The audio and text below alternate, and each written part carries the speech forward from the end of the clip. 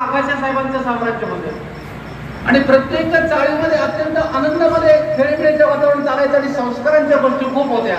आणि त्या काळामध्ये तरुण पिढीला येणाऱ्या मुलांना एक चांगला संस्कार मिळावा, त्यांना चांगली शिकवण मिळावी, एक चांगलं मनोरंजन मिळावं म्हणून या महाराष्ट्र राज्यातले चांगले चांगले वक्ते, चांगले गायक, चांगले चित्रपट कलाकार, मनोरंजन कार्यक्रम आणण्याचं श्रेय त्या जागृती चळवळीने घेतलं. आणि साहेब बघता बघता 3 पिढ्यांमधला संस्कार त्या जागृती मंडळाने केला. एकदा जोरदार टाळ्या या जागृती मंडळाने.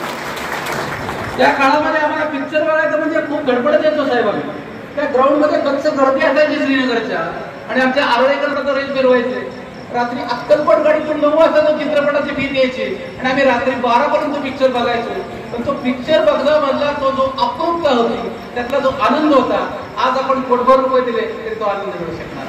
आणि हे श्रेय ते जागृती चळवळ मंडळाला. या मंडळाबद्दल मी अजून सांगू इच्छितो की ही परंपरा त्यांनी पुन्हा सुरू करतायत. पुन्हा जोमाने ही मंडळी कामाला लागली आहे. कित्येक जागृती चळवळ मंडळाचे विद्यार्थी असतील, कार्यकर्ते असतील, आज विविध पदांवरती महाराष्ट्रामध्ये चमकताना दिसत आहेत. या ठिकाणी पाटील नानांचंही आगमन होत आहे, त्यांचंही मी या ठिकाणी स्वागत करतो. त्यानंतर मी दुसरी गोष्ट एक सांगतो तुम्हाला, ती म्हणजे व्यासपीठावरती असणारे आमचे सत्कार मूर्ती आदरणीय डॉक्टर यशवंत कुलकर्णी साहेब. मला खऱ्या अर्थाने कळायचं नाही नाहीतोरे सर की घरामध्ये एखादा विद्यार्थी शाळेमध्ये पाहिला आणि तो पेढे घेऊन आजी आजोबांचा पाया पडायला लागला की त्याला एक आशीर्वाद दिला जायचा की तू यशवंत हो, तू गुणवंत हो. ते यशवंत हो का म्हणायचंय मला, यशवंताकडे कर्तृत्व म्हणजे काय, यशवंत म्हणजे काय, असं एक बुलंद कर्तृत्व साहेबांच्या अंगामध्ये. आज अवघ्या महाराष्ट्रामध्ये साखर कारखान्यांचं व्यवस्थापन कसं असायचं याचा स्वतःच्या शैलीचा मापदंड निर्माण करणारे एक आदर्श कार्यकर्त्यांचा कोण असतील तर आजच्या आपले सत्कार मूर्ती आदरणीय साहेब आहे. आज स्वतःचा यशवंत पॅटर्न म्हणून त्यांनी नाव लौकिक केला की आज साखर संकुलामध्ये जर गेलो तरी अभिमानानं साखर ऐकतो सुद्धा त्यांना अत्यंत आदरानं पहिली कृती देतात. आणि आणखी एक मानाचा तुरा त्यांच्या शिरकेसामध्ये आहे आणि तो म्हणजे महाराष्ट्र एमडी असोसिएशनचे उपाध्यक्ष म्हणून ते जबाबदारी पार पाडतात. आता त्यांचा याची ओळख झाली. आता आणखी त्यांच्या व्यक्तिमत्वाचे काही पैलू मी तुम्हाला या ठिकाणी सांगणार आहे. साहेब मला म्हणते जरा समोर कोण कोण बसलंय बघून सांगा. त्यांचं आणखी एक व्यक्तिमत्वाचं सुंदर पैलू म्हणजे किती प्रसन्न व्यक्तिमत्व आहे. पाहिलं जिंकलं असं व्यक्तिमत्व असणारं व्यक्तिमत्व आहे. त्या दिवशी मी आणि साहेब एका ठिकाणी पुण्यामध्ये गेलो होतो. तिथं मला पंढरपूर साईडचे एक सभासद बंधू 2-3 लोक भेटले.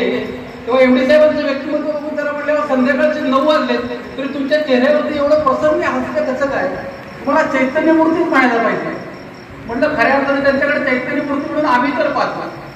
कर्तृत्व, दातृत्व आणि नेतृत्व हे 3 गुण म्हणजे साहेबांच्या ज्या दत्तगुरूंवरती श्रद्धा आहे असे ब्रह्मा विष्णू महेशाचं वर्धन असलेलं व्यक्तिमत्व म्हणजे आमचे एमडी साहेब आहे. आज त्यांच्या स्वभावाचं एक पहिले सांगतो. मी ऑफिसमध्ये बसलो होतो देशपांडे साहेब आणि ऑफिसमध्ये आम्ही 2-3 अधिकारी होतो. मी होतो, काकडे साहेब होते, विभूते साहेब होते. तेवढ्यात एक विद्यार्थी आला, त्याची आई आतमध्ये ऑफिसमध्ये त्याला घेऊन आली.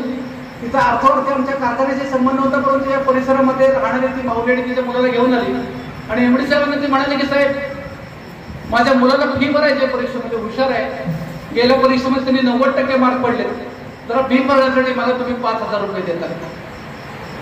आता साहेबांच्या समोर प्रश्न पडला की इथं कारखान्याचा संबंध नाही, मुलगा तर होतकरी दिसतोय, त्या माऊलीच्या डोळ्यामध्ये मुलाबद्दलची स्वप्न दिसत आहेत, तिला मदत तर केली पाहिजे, आमचा एक करण्याचे अवतार आहे.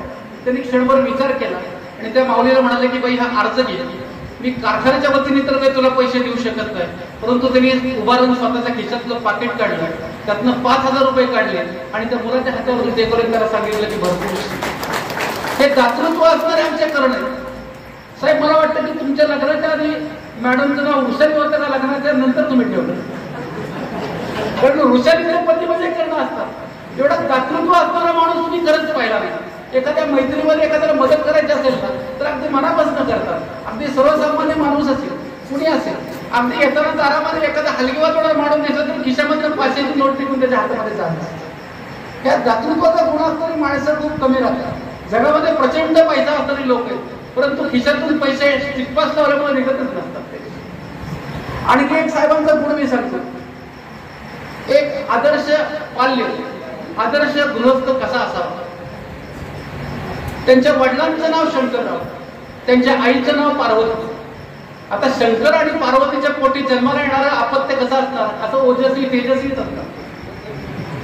आई वडिलांकडून चांगले संस्कार त्यांच्याकडे आलेले होते आणि वडील जेव्हा वार्धक्याकडे झुकले, त्यांना आजारपणाने ग्रासलं, तेव्हा त्या वडिलांची अहोरात्र सेवा टेंबडे साहेबांनी केली आहे.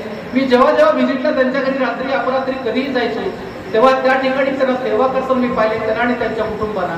आणि खऱ्या अर्थानं आपल्या वडिलांची सेवा कशी करावी, तेव्हा त्यांच्या आई जेव्हा आजारी होत्या तेव्हा त्या गावाकडे स्वतः राहून त्यांनी आईसाहेबांची जी काही सेवा केली. नंतर आजकालच्या मॉडर्न पिढीमध्ये एवढे बिझी असणारे साहेब असतील तर एखाद्याने एवढी सेवा कधी केली नसती. परंतु आई वडील हेच माझं पहिलं दैवत त्यांनी मानलं आणि एक आमच्या सगळ्या पिढीसमोर आई वडिलांची सेवा कशी करावी त्याचं एक आदर्श उदाहरण सादर ठेवलं. आणि हे करत असताना घरामध्ये पण वेळ दिला पाहिजे आपल्या मुलांना. सरांची मुलगी आता कराडमध्ये डॉक्टर होतीये, डॉक्टर मृणाल, आणि त्यांचा मुलगा आता CA करतोय सोहम. त्या 2 मुलांमध्ये गेलं म्हणजे आपण जर त्यांच्या घरामध्ये पाऊल टाकलं तर काका या बसा म्हणून पहिल्यांदा वाकून नमस्कार करतात आणि चहा पाणी हवंय का विचारतात.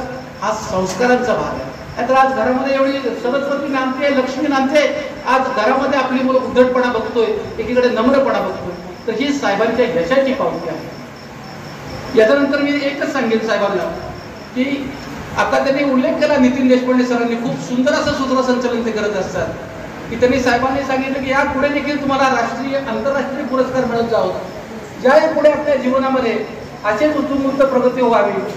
उंच व्हा तुम्ही उंच असेल की आकाश टेंगणे भासू दे, उंच व्हा तुम्ही उंच असेल की आकाश टेंगणे भासू दे, तुमच्या कीर्तीचा सुगंध अवघ्या जगी पसरू दे, अवघ्या जगी पसरू दे. त्या हनुमंताला नमस्कार करून मी माझं बोलणं संबोधित करण्यास. धन्यवाद डॉक्टर साहेब.